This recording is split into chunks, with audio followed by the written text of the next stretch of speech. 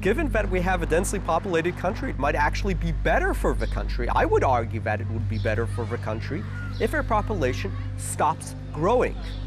If I could just sort of flip a switch that would stop population growth in Israel, I would.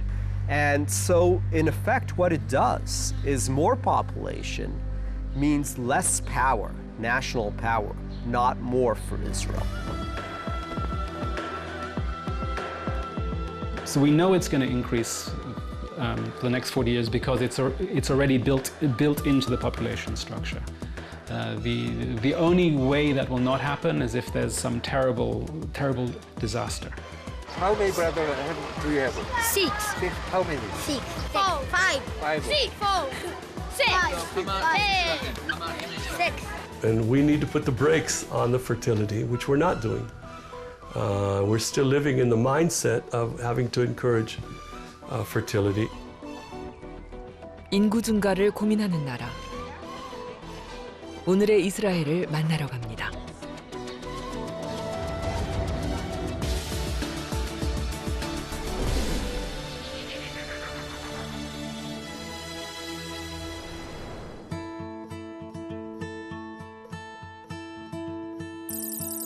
이스라엘의 수도 예루살렘에 왔습니다.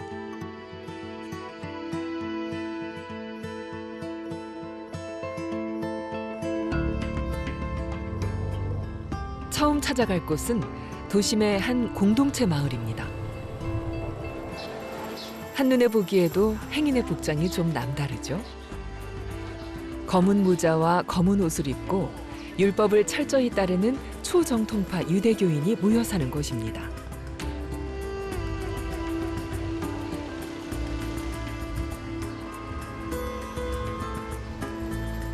공동체를 이루며 사는 이들은 흔히 하레디라 불리는데요. 성서에 따라 옆머리조차 함부로 자르지 않는 엄격한 종교인입니다.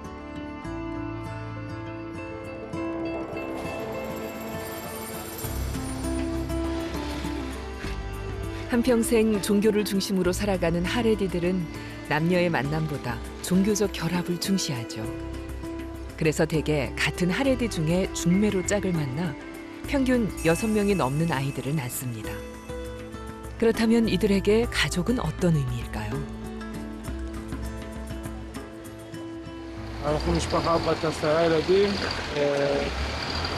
הרבה ילדים זה מוסיף מלא שמחה, מלא סיפוק בבית. יש מלא אווירה, יש שמחה בבית. יש לי 12 אחים ו6 ילדים. כן, כתוב בראשית פרו ורבו ומלאו את הארץ. איתי ביחד יש לי 16 ילדים, 10 אחים ו6 אחיות. כמה ילדים אתה רוצה? כמה שהקדוש ברוך הוא רוצה. 하레디는 교육 방식도 다릅니다. 정규 교육 과정과 별개인 종교 학교에 다니죠. 유대교 경전인 토라를 공부하는 남자들은 최근까지 군입대도 면제받아서 사회적 논란이 되고 있죠. 이들은 율법에 따라 하루 종일 기도를 합니다. 많은 하레디 남자들이 생업에 참여하지 않고 여성이 직업을 갖거나 사회생활을 하는 것도 꺼리고 있죠. 그렇다 보니 이들 다수는 빈곤층입니다.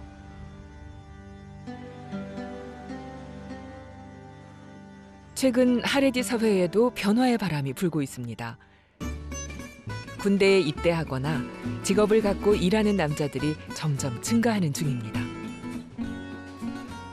현대화된 초정통파 가족을 만나기 위해 이스라엘의 한 도시로 향했습니다. 텔아비브에서 30여 분 거리의 위성 도시 엘라드.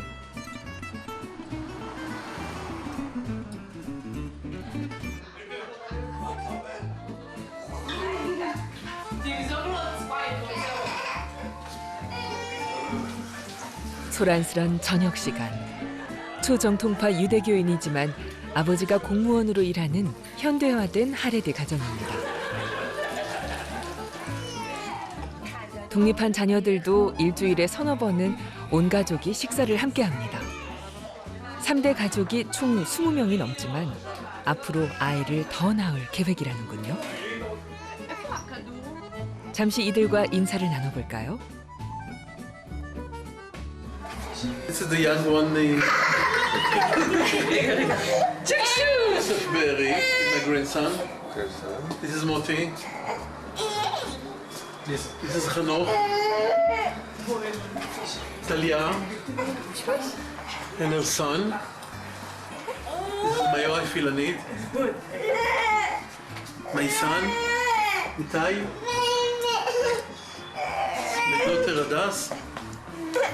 And the other daughter, Tair. My son, Chaim Vital. And my youngest daughter, Yahel. We bring 6 children, and now when I'm 55, I said, why I didn't bring more few children? אני רוצה כמה שיותר בעזרת השם. אבל לעצור באיזשהו, ב-10 לעצור, בעזרת השם. 이스라엘은 종교에 상관없이 유대인 종교법에 따라야 결혼으로 인정합니다. 초정통파 유대인들은 더욱 하느님의 말씀을 충실히 따라야 하죠. 출산도 마찬가지입니다. 적극적으로 아이를 낳는 것도 경전을 실천하는 것입니다.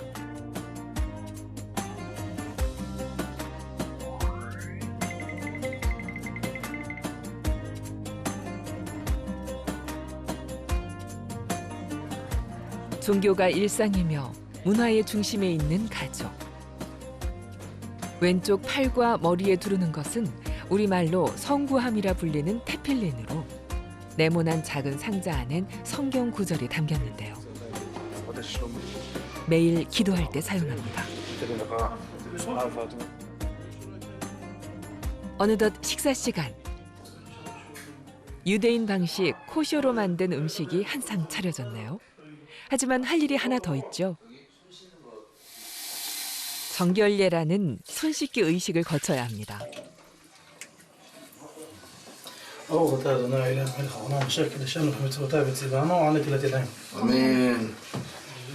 모든 의식을 따랐으니 이제 준비를 마쳤습니다. ברוך אתה אדוני אלוהינו מלך העולם שהכל נהיה בדברו.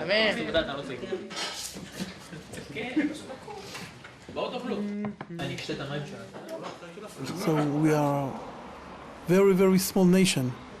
And what the Torah keep us as a nation for 3,000 years. This is the reason that we are survive as a Jewish nation. 하레디의 다자녀 출산은 이스라엘 출산율을 이끌고 있습니다. 이스라엘의 합계 출산율은 1970년대 거의 4에 육박했다가 한때 중동 전쟁의 여파로 잠시 주춤했지만 거의 평균 3.0대를 유지해왔습니다. 한국의 합계 출산율이 끊임없이 추락한 것과는 분명한 대조를 이룹니다.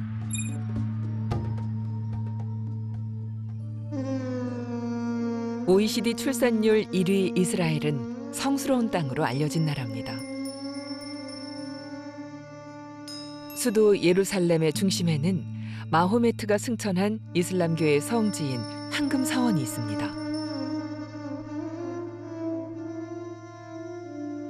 예수가 부활한 성묘교회는 기독교 성지로 유명하죠. 유대교인에게는 위대한 성전이 세워졌던 땅이 예루살렘입니다.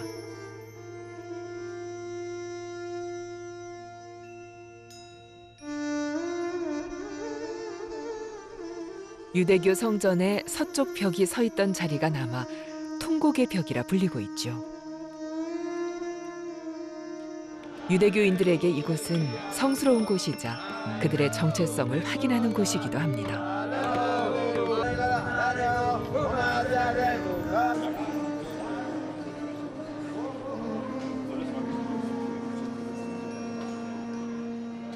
유대인의 기도와 바람이 가득한 통곡의 벽.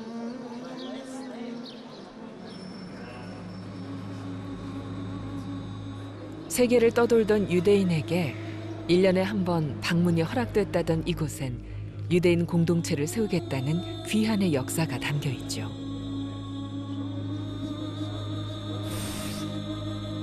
과거 유대인이란 이유만으로 박해를 경험하고 나치 정권 당시 홀로코스트란 끔찍한 비극까지 겪었던 민족, 유대인. 세계에 흩어져 있던 유대인들은 영국의 위임 통치 시절 그들만의 나라를 건설하기 위해 지금의 이스라엘로 모여들었습니다. 그러다 마침내 현재의 영토에 정착해 이스라엘 건국을 공식 선포했습니다. 하지만 하루아침에 삶의 터전을 빼앗긴 아랍계 민족에게는 유대인은 침략자일 수밖에 없죠. 지금까지 전쟁과 테러가 잦은 분쟁 지역입니다. 세계를 떠돌던 민족이 나라를 세운 날, 독립기념일은 그래서 특별합니다. 독립기념일 오전 10시.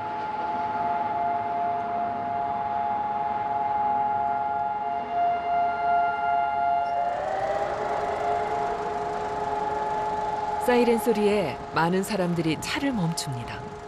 건국을 위해 희생한 이들을 추모하기 위해서입니다. 추모의 시간이 지나자 도시에 활기가 돕니다.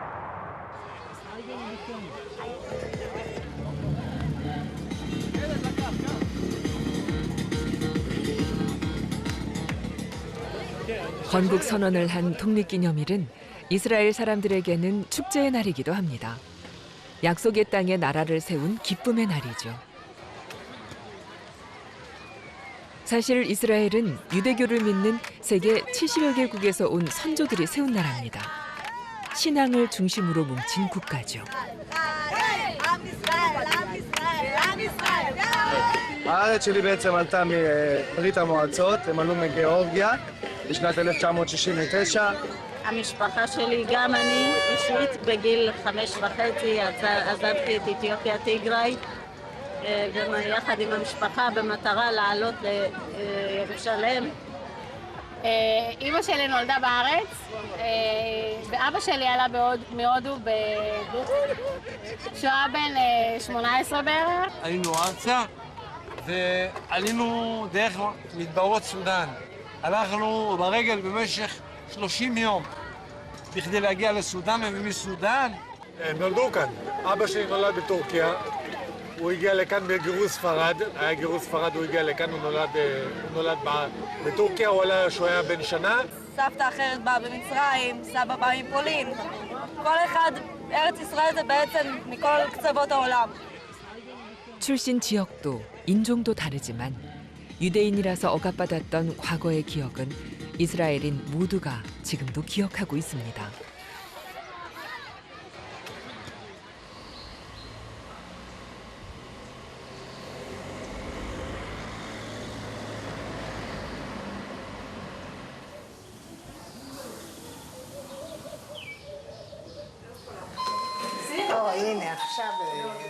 독립기념일이 1년 중 가장 큰 명절이라는 가족이 있습니다.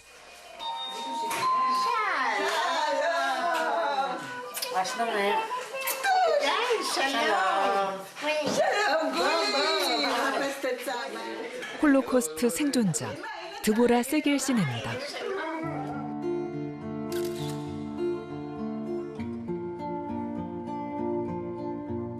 אני נולדתי ב-1941 בגטו ורשה.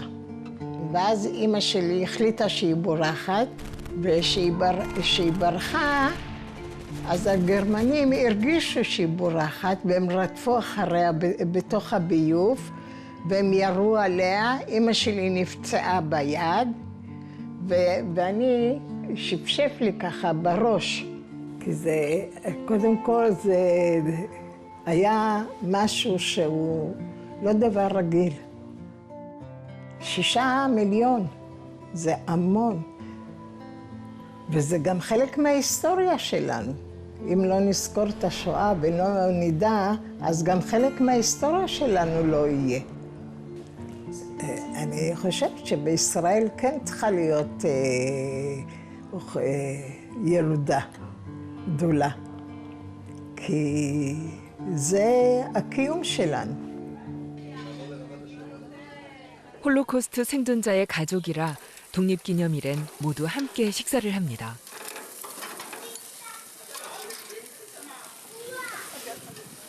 좋은 날, 맛난 음식이 빠질 순 없죠. 3대가 함께 축하하는 자리. 지난날의 고난이 이들을 더 연대케 하는 걸까요?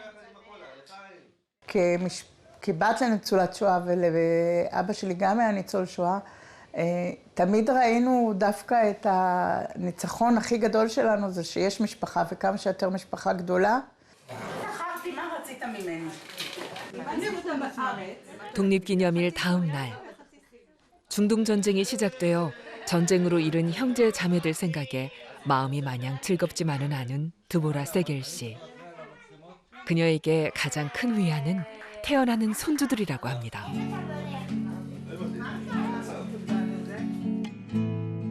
이들은 생의 의미와 가치를 가족에서 찾고 있습니다. אני חושבת שלמשל לי מאוד מאוד חשוב היה שיהיה לי כמה שיותר ילדים. אחד הדברים הכי חשובים, וגם לבעלי, שיהיה לנו משפחה.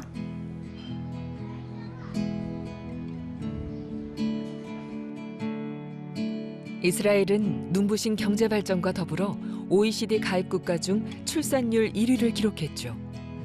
지난한 유대인의 역사가 인구에도 영향을 미친 걸까요?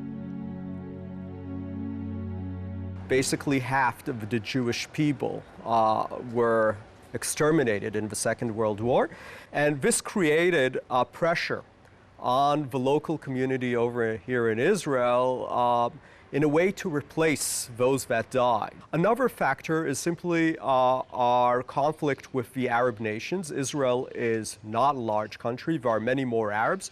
Its very establishment, Israel as the Jewish state, emphasized the importance that people have numerous children, and basically the state was thinking about them as future soldiers. 이스라엘의 인구 전문 연구기관을 찾았습니다. 한 전문가는 인구에 대해 또 다른 해석을 내놓았죠. If there is an effect of the Holocaust, it's specific to Israel. But then that then raises the question, why? So what makes Israel so specific that the Shoah, that the Holocaust would only have an effect here?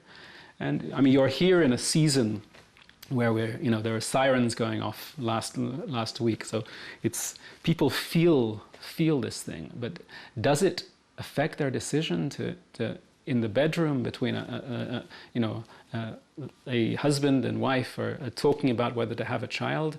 Are they really talking about things which happened 70 years ago? Have they been subconsciously affected by it? 분명한 건 건국 당시부터 유대인을 늘리기 위해 노력해왔다는 겁니다. 초대 총리도 적극적인 이주 정책을 선언하기도 했죠.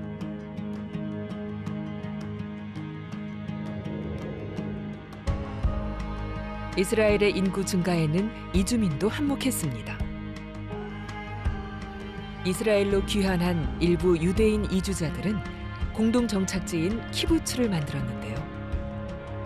낯선 땅에서 살기 위한 대안이었죠. 초기 키부츠는 공동 생산과 분배를 했습니다. 80년 된 이곳도 마찬가지였고요. 과거에는 소득도 공동 분배했지만 요즘엔 사유재산을 인정하며 변화 중입니다. 40여 년간 이곳에 살고 있는 한국인을 만났습니다. 유대인 남편을 만나 결혼해 키부츠에 정착한 뒤 딸을 키우고 노후를 보내는 중입니다. 저희는 키부츠에서 거의 다 걸어 다녀요. 모든 편의시설들은 중앙에 있기 때문에 식당 가는 길도 그렇고, 이 집은 워낙이 그 1세대 폴란드에서 오신 분의 자제예요.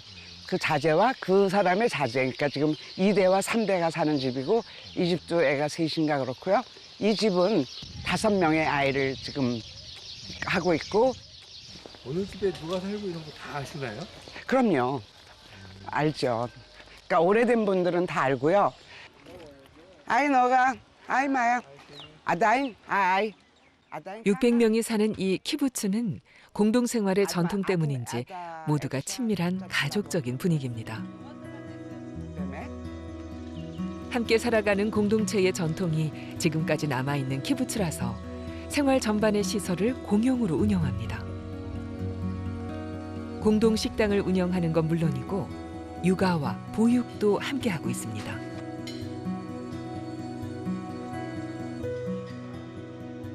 예, 맨 처음에 생겼을 때는 노동력을 생산할 수 있는 사람은 다 노동력을 제공해야 됐기 때문에 엄마가 집에서 있으면서 애들을 볼 수 있는 상황은 아니었죠. 이렇게 그 육아 담당을 한 사람들이 생겼었어요. 어린이집을 만들어서 거기를 밤에까지 지키는. 그러니까 밤에도 애들은 애들끼리 모여서 자고 그거를 지키는 엄마들이 일주일씩 번갈아 가면서 교대로 하고 저희도 쭉 그렇게 했었어요. 더 효율적으로 일하기 위해서 아이들은 유아원에서 육아 담당자가 돌보며 재웠고 부모들과 떨어져 지냈죠. 요즘엔 아이들이 낮 시간만 공동 보육과 교육을 받습니다.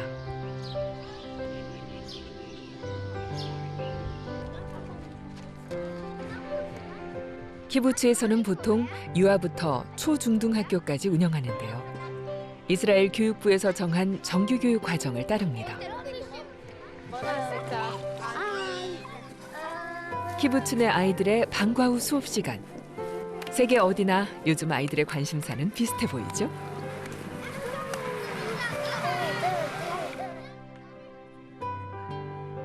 함께 모여 살고 같이 공부하니 공동체 정신이 자연스레 이어집니다. ילדים שגרים בחוץ הם בתוך העיר, לצורך העניין, הם לא חיים כקהילה. פה הם בעצם, אנחנו כולנו גרים ביחד, אנחנו חוגגים את החגים ביחד בתוך הקהילה שלנו, וגם הילדים לומדים לעשות את זה ביחד. הם חוזרים מבית ספר והצוות מקבל אותם, הם מקבלים ארוחת צהריים, והם בתוך הסביבה הטבעית שלהם, הם בבית, הם בעצם, הם בתוך הקיבוץ. זה ממש חג. 부모들의 퇴근 전까지 키부츠에선 공동으로 아이들을 돌봅니다. 행여 퇴근이 늦어도 이웃이 함께 돌본다네요.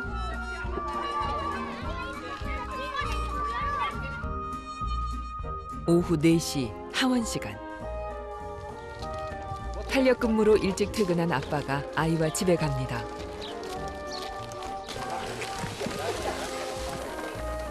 아빠와 함께하는 하원길. 아직 우리에겐 영 익숙치 않은 풍경이죠.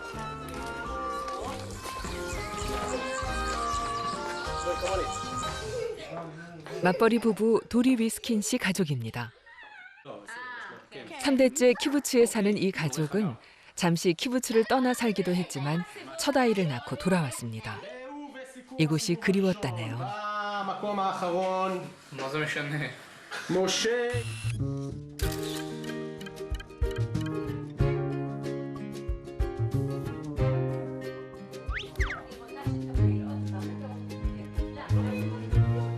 They go to the kindergarten with kids that lives nearby, so it's a very safe environment.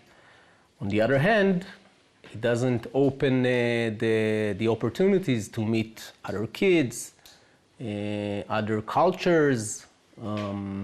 So I think it's a plus and a minus.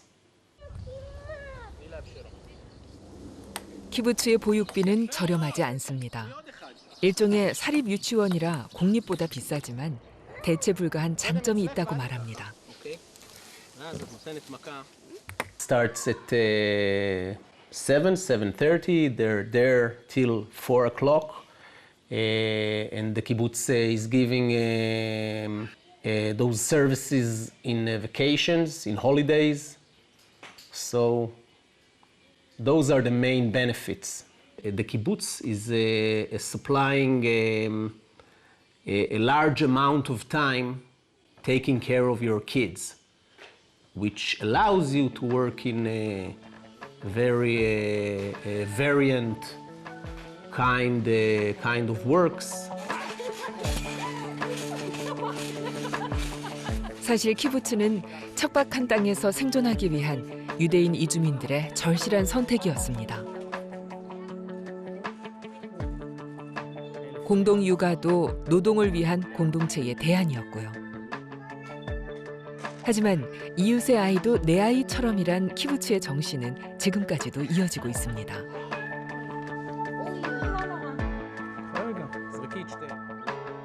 키부츠처럼 세계 각국의 이주민들이 유대교라는 종교 아래 모인 나라. 종교가 출산율에 영향을 미쳤을까요? 유대교인은 다양한 그룹으로 나뉘는데요. 출산율에도 차이가 있죠. 초정통파인 하레디의 출산율이 가장 높고 그 뒤를 종교적 유대인, 전통파 유대인이 따릅니다. 유대교를 종교가 아니라 문화로 받아들이는 세속적 유대인의 출산율이 꼴찌지만 이들조차 한국보다 훨씬 높습니다. But one of my problems with that explanation as a social scientist is if that was the case, you'd expect to also see it in Jewish communities in other places. So Jews in France, in the UK, in North America, you'd expect them to have many more children, and they don't. 보세요. 유대인이라도 사는 곳에 따라 출산율의 차이가 납니다. 무려 1명이나 차이가 나죠. 이스라엘의 높은 출산율이 유대교 때문이 아니라면 어떤 이유가 또 있을까요? Most of them will say 3 children or 2 children, and if you ask them why, they'll say, well, I guess this is the right amount. They won't have a good justification for why they would want that number of children. But if you look more closely at their environment, you would realize that this is simply a matter of conforming to social conventions. Their parents had 3 children. Their older brothers and sisters had 3 children. So there is this implicit pressure that they would have 3 children as well. If you have only 1 child in Israel, this is completely exceptional. 오늘의 이스라엘, 무엇이 출산율을 높일까요? 특별한 보육 정책 때문일까요? 그래서 이스라엘 경제 수도 텔아비브를 찾았습니다. 도심의 한 아파트. 맞벌이 엄마와 새 아이의 출근 전쟁이 시작됐습니다.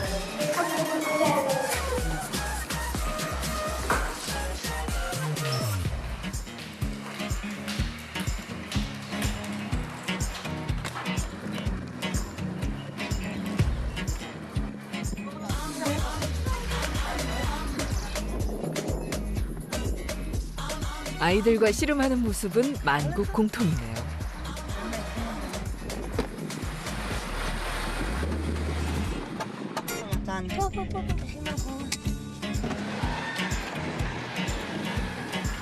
아이들을 다 데려다 주고야 엄마는 출근을 합니다.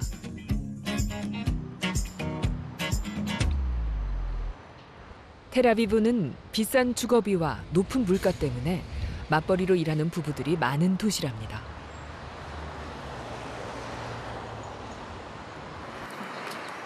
이제 막내와 함께 엄마가 퇴근을 합니다.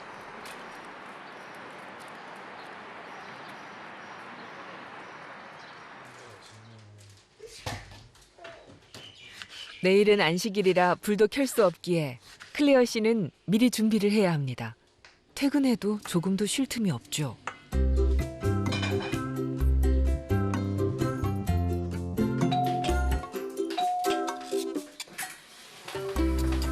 샬롬. 드디어 엄마의 육아 지원군이 오셨습니다. רוצה שאני אקח אותך לטייל, לגינה? 이 집뿐 아니라 자녀가 한 명 이상인 이스라엘 여성 중 71%가 조부모의 도움을 받고 있다고 합니다.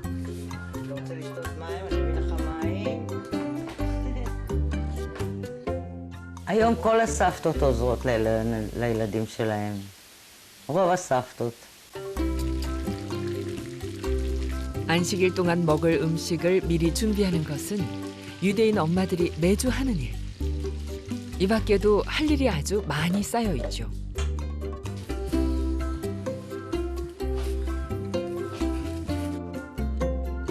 OECD 가입국 중 출산율 1위인 만큼 맞벌이 가정을 위한 지원 정책이 좀 다르지 않을까요? 아이 셋을 키우는 이 집 워킹맘에게 물어봤습니다.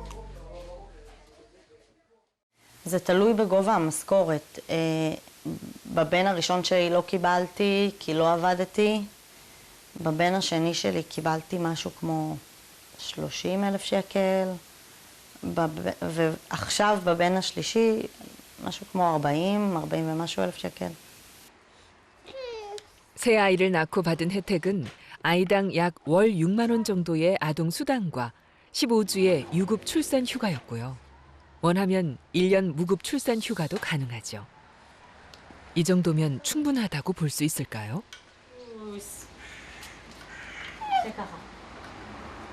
אולי שיאריכו את החופשת לידה, במקום 3 חודשים שיהיה יותר ארוך. והיוקר המחיה, שבגידול ילדים, הכל נורא יקר שזה קשור לילדים. ילדים זה שמחה, זה טוב, זה כיף. 아이는 기쁨이고 행복이기에 낳는다는 고백. 이스라엘의 육아 보육 시스템은 큰 도움이 되지 못한 걸까요? 3세 이하의 보육은 공보육과 사보육 서비스로 나뉩니다. 대표적인 공보육 시스템인 마오는 일하는 엄마에게 우선 이용권을 줍니다. 이외 정부가 운영하는 소규모 가정보육과 개인보육 서비스가 있죠. 비용은 모두 개인 부담입니다.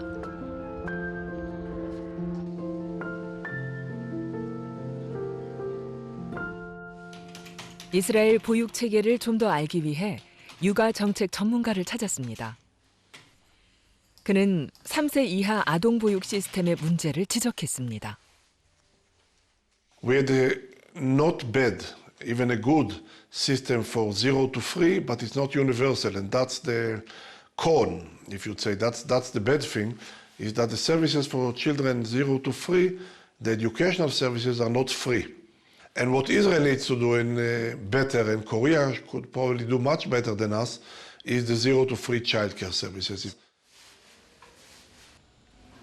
그렇다면 일하는 여성들의 상황은 어떨까요? 인구학 전문가의 의견을 들었습니다.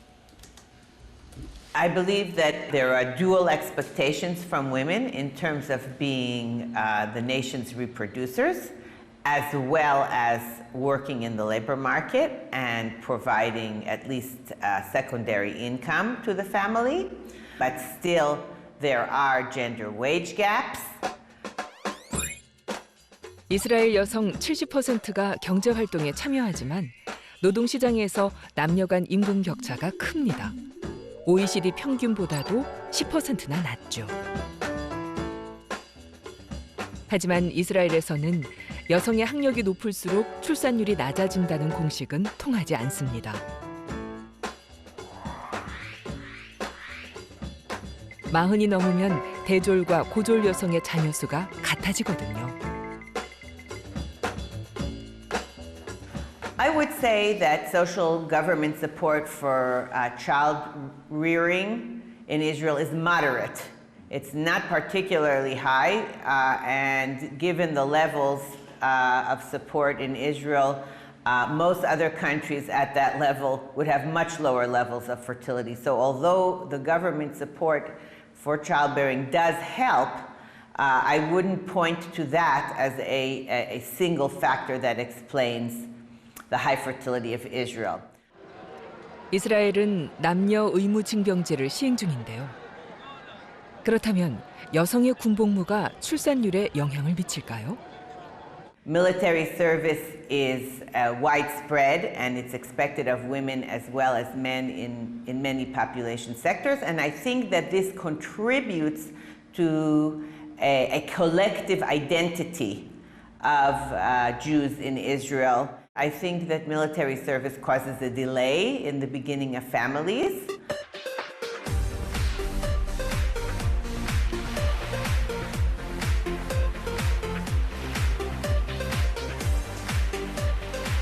이스라엘은 인종만큼 다양한 문화가 공존합니다. 보수적인 면도 많지만 반대로 상당히 개방적이기도 하죠.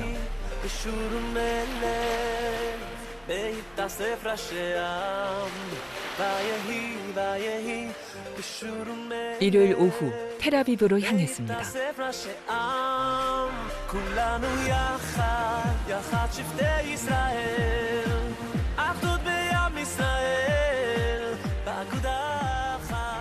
이곳에서 성소수자 커플을 만났습니다.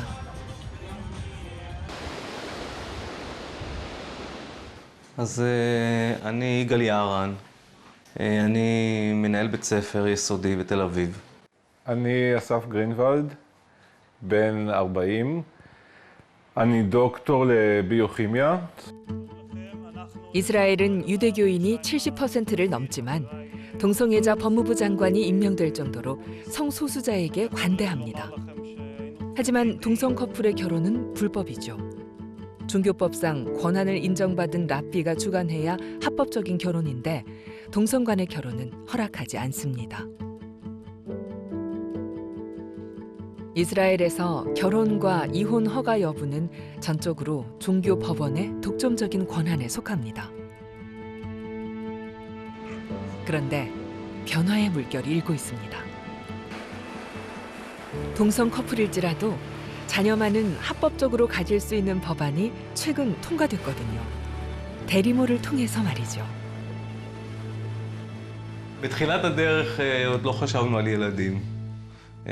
זה היה עוד מוקדם, רצינו לחיות את החיים, ליהנות מהם, לחיות מתל אביב. ולאט לאט, ככל שהשנים עברו, וגם מסביבנו כבר היו חברים שהתחתנו והביאו ילדים, והבנו שגם אנחנו רוצים משפחה. בא לנו לגדול כזוג עם ילדים ולהקים ממש משפחה. אבל הבנו שאנחנו רוצים ממש משפחה משלנו, לא שעוד... אז חיפשנו קצת כל מיני אפשרויות, ואז זה התאפשר בארץ ומאוד שמחנו, והתחלנו את התהליך פה. 1996년부터 대리모 출산이 합법화된 이스라엘. 2022년부터는 동성 커플과 비혼 남성도 대리모를 통해 아이를 가질 수 있죠. 부모가 될 의지가 있는 사람에게 기회를 주겠다는 취지로 보입니다.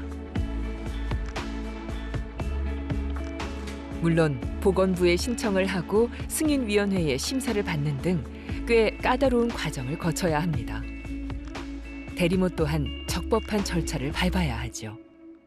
ובעצם מבחינת משרד הבריאות, אז הוא דורש אישור על 3 דברים. הוא דורש אישור מההורים המיועדים. הוא צריך לאשר את ההורים המיועדים כמי שמוכנים לתהליך הזה. הוא צריך לאשר את הפונדקאית בנפרד, שהיא מוכנה לתהליך הזה גם כן. והדבר השלישי זה שהוא צריך לאשר את הקשר ביניהם, את החוזה ביניהם. זה השלב השני בעצם שאנחנו... וחוץ מזה אנחנו צריכים גם להציג, כדי לקבל את האישור הזה אנחנו צריכים להראות תעודה מהמשטרה, שאין לנו עבר פלילי. סביב 170-180 אלף שקל לתהליך. זו הנורמה שיש, שנוצרה עם השנים. 두 사람은 지인을 통해 대리모를 만났는데요. 두 딸을 둔 기혼자로 간호사입니다. כן. אז מתי אתם מסיימים את היום? ב-11. וואו. מעייף. כן, ארוך. רוצים לראות את הבלוט? כן. רגע. ברור, זה השוט הכי מעניין פה. וואו, איזה חמוד. וואו. איך את מרגישה אותו? אישה כמו, אתמול אבא אומר לי, נו, אני חייב לנסות להרגיש, אני חייב, תגידי לי בדיוק איפה. אין, עוד נורא קשה כאילו להרגיש מבחוץ, אבל אני מרגישה כמו כזה, כמו דג קטן. וואו. זה היה החלום שלי המון שנים, שעשיתי רגע הפסקה, ואמרתי שאני מאוד רוצה לעשות את זה, ופגשתי את יגאל ואסף, והחלטתי שזה שווה לי לעשות את זה עכשיו, ולהמשיך עם הילדים שלי אחר כך. 지금까지 이스라엘은 적극적인 가족 지원 정책을 펴고 있습니다. 자녀 2명까지 체외 수정 비용을 국가가 부담하고 불임 치료 중인 여성에게 최대 80일의 유급 휴가를 주죠. 여기에 동성 커플 대리모 출산까지 허용한 건 상당히 파격적인데요. 담당 부처의 책임자를 만나서 이유를 들어봤습니다. Okay, so the issue of who should be eligible for surrogacy has been something that has been discussed over a number of years. It was approximately a year ago that the inclusion qualifications were expanded, both for same-sex couples and also for single parents, single women. Approximately a year ago. It was a request that came up from the population. Okay, it was a matter of equality. Okay, the feeling was that all persons should be entitled to reach their dreams of having children. 9월이면 두 사람은 부모가 됩니다. 생물학적으로 불가능한 바람을 이룰 수 있게 됐죠. 이들에게 아이는 어떤 의미일까요? משפחה, לחיות בשביל עוד משהו, לא רק בשבילנו, שיהיה עוד מישהו שאנחנו תומכים בו, מגדלים אותו, מחנכים אותו, ובעצם לייצר תא משפחתי שלנו. אז אם תבואו לצלם אותנו עוד כמה שנים, אני בטוח שהתשובה שלי תהיה יותר מפורטת, כי עכשיו אני רק יכול לדמיין. 한국의 5분의 1 정도 되는 국토에 거주 가능한 땅이 적어 인구 밀도가 높은 이스라엘. 1,000만 인구를 눈앞에 두고 인구 증가를 우려하는 목소리가 나오고 있습니다. The issue is that the more people you have, and the more densely populated the country, then you're going to have less room for everything else. Obviously, the environment takes a hit because we have to build more and more and more to populate buildings, places where people can live. 인구 증가로 인해 환경 문제보다 심각한 상황이 나타날 거라는 예측이 나왔습니다. OECD 가입국 중 출산율 1위인 이스라엘이지만 정반대의 순위도 받았거든요. 최근 학업 성취도 조사에서 전반적으로는 OECD 국가 평균 수준이었지만 정규 교육을 받지 않는 종교인 자녀들을 포함시키자 학업 성취도가 최하위였습니다. Half the children in today's schools are getting a third world education. A fifth, a little bit over the fifth, are Haredim. Another fifth, 22%, are Arab children. And then we have children in the periphery, social periphery, geographic periphery. Those groups together are more than half the children today in Israel. The education that they receive is below many third world countries. And here's the big problem. Not only are they getting a third world education, they belong to the fastest growing parts of the population, which means that when they grow up, they will not be able to support a first world economy, only a third world economy. With a third world economy, you can't maintain first world healthcare, first world welfare. The main one being how to keep on providing a good range of high quality services, which will lead to an educated and happy population. 인구 증가만이 답이 아니라 인재를 양성할 우수한 교육 환경을 만들어야 한다는 이스라엘의 고민은 저출생 인구 감소의 위기를 맞이한 우리에게 새로운 과제를 남겼습니다.